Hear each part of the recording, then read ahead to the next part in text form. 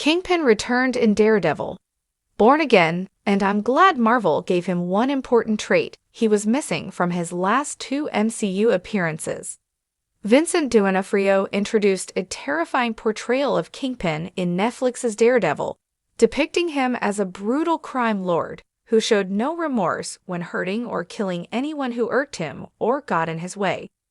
Fisk is notorious for his ferocious strength and rivalries with several heroes in Marvel Comics, but Netflix's portrayal of the character made him intimidating for a whole new audience. While Netflix's Daredevil series had some references to the MCU, it wasn't officially part of the universe.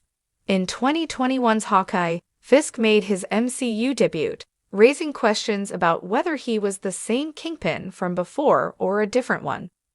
However, subsequent announcements and the story of Daredevil, Born Again solidified the connection between the Netflix and MCU Kingpin. This created some confusion about his character, particularly because he was not portrayed as violent and ruthless in the initial MCU releases compared to his Netflix depiction. Fortunately, Born Again brings back the brutality he was missing from his last two appearances. In Hawkeye, Kingpin still holds a reputation as an intimidating, powerful businessman. He works with Kate Bishop's mother, who is clearly afraid to go against Fisk in any way. Fisk loses to Kate in a one-on-one fight, ruining his reputation in this series. While Kate can't handle his strength, she uses her wits to blow up her arrows, knocking him out. It's a clever way of taking him down, but an amateur vigilant arguably should not have been able to defeat Kingpin so easily. Following their fight, Kingpin is then shot in the eye by Maya. He's easily dispatched in this series, even though he survived the shot and returns in Echo. However, Echo still focuses on his more vulnerable side by exploring his efforts to reconnect with his former protégé, highlighting his repeated failed attempts to bring her back to his side.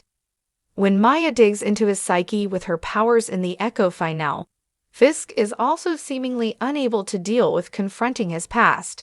He flees the confrontation and appears to give up on chasing her down. Daredevil, Born the story began with Kingpin in an entirely different place. As the mayor of New York City, he aspired to follow strict rules and assist individuals through legal methods.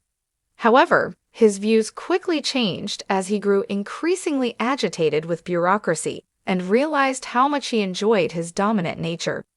Torturing and imprisoning Vanessa's former lover, Adam, was only the start.